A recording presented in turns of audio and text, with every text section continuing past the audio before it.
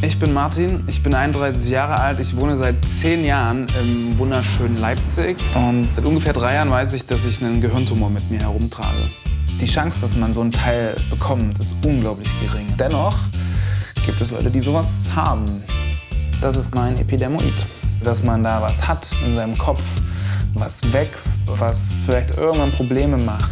Das ist schon krass. Ich denke oft dran, dass du nach einer Operation vielleicht das Leben nicht mehr so genießen kannst, wie das jetzt genießt. Wie soll man sowas akzeptieren?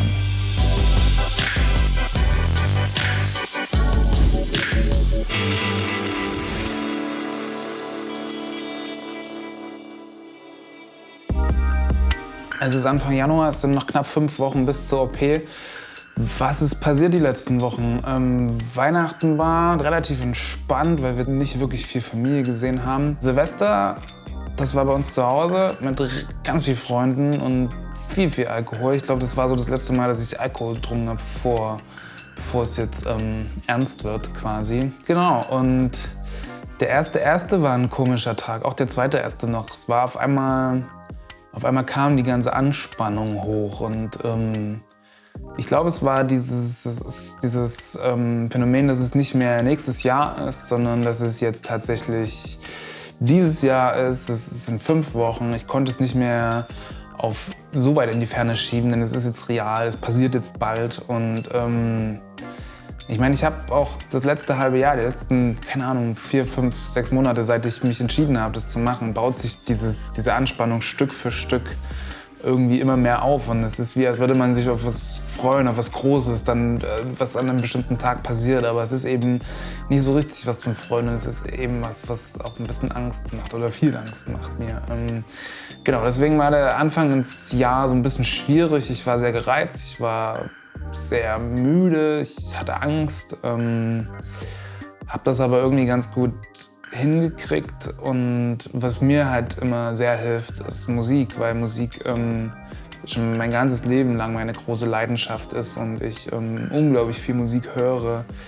Ich diese Radiosendung mache und versuche Musik, die ich entdecke, unter die Leute zu bringen und natürlich Musik auch zu machen, zu komponieren und sich selber darin zu verlieren in dem Prozess des kreativen Schaffens und dafür habe ich meine Band. Hey, wir sind Martin von Leipzig, Germany. Thanks for sticking around. Dean Martin, so heißt meine Band. Seit 2010 sind wir zusammen unterwegs. Wir, das sind Ole, Martin, Carsten und ich. Ich bin der Sänger und Gitarrist. Ein Album, mehrere EPs, Tourneen und Konzerte im In- und Ausland, Festivals, tausende Autobahnkilometer, Radio- und Fernsehauftritte. Eine Zeit lang lief es so richtig gut.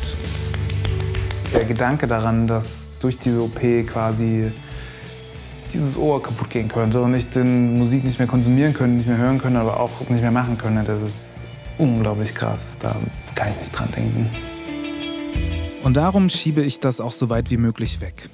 Die Band ist in den letzten Jahren leider etwas eingeschlafen.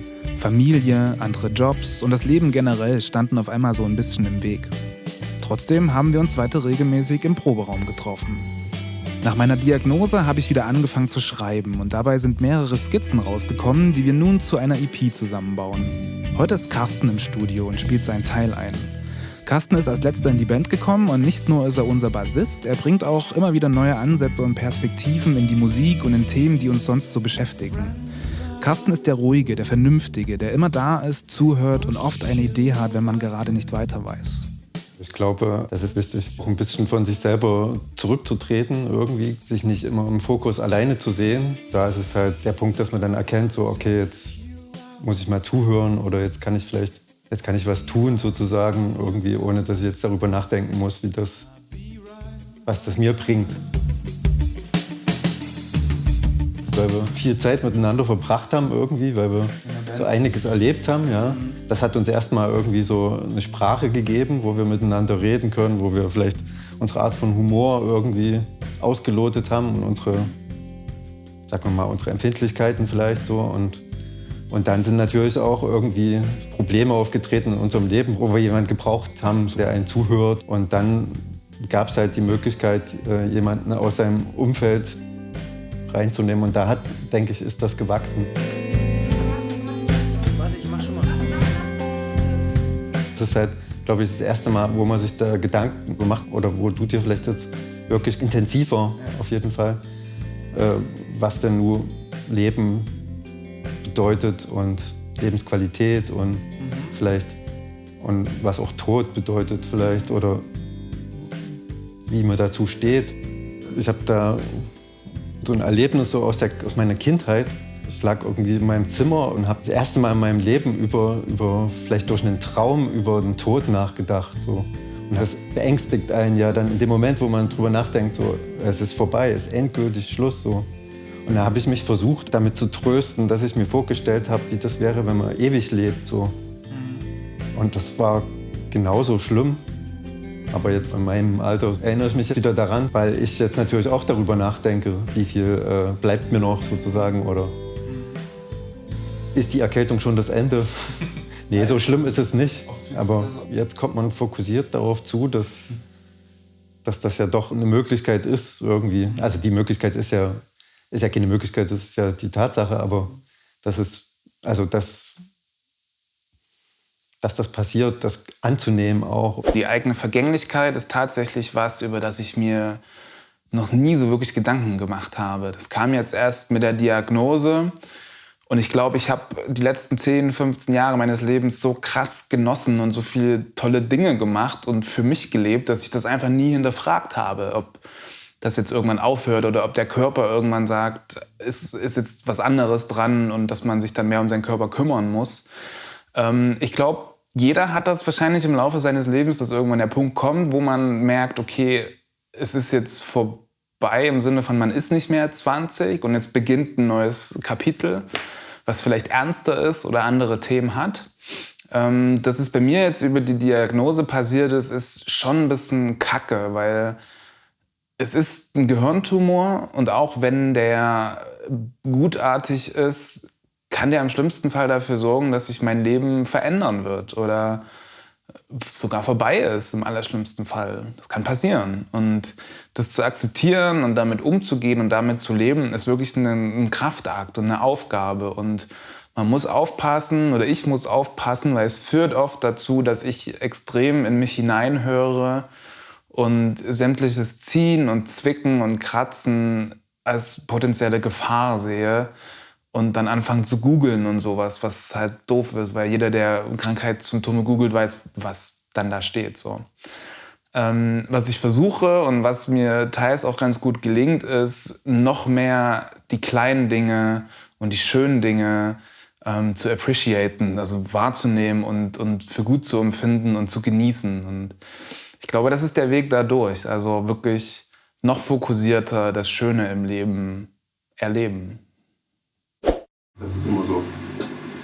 Es ist nur die Frage, ob wir das so möchten, ob das so cool ist. Hast du es schon immer so gemacht? Ja, wolltest du das so machen?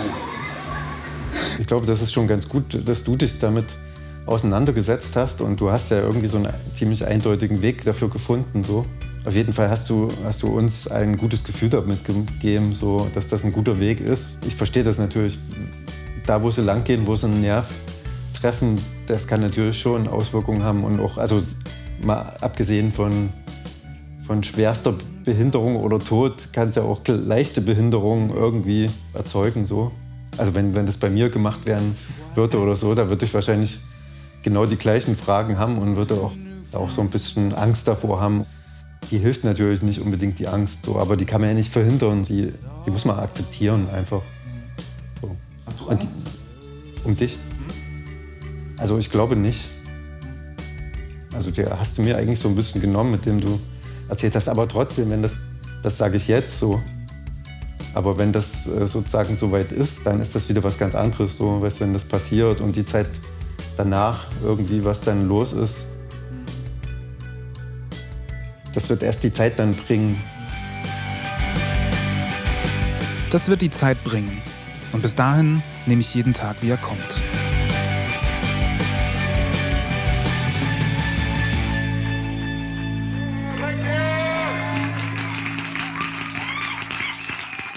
In der nächsten Folge. Also ich kann ja jetzt nicht sagen, dass du ein absolutes Arschloch oder so warst. Das warst du ja nicht. Ich bin ja als gute Freundin natürlich besorgt. Bei jeder OP kann was schiefgehen. Und ne, die Stelle ist halt kacke, das wissen wir alle. Aber ich glaube, du bist jetzt noch jung und kannst so eine lange OP gut verkraften. Man hofft natürlich irgendwie, dass es für dich damit so erledigt ist.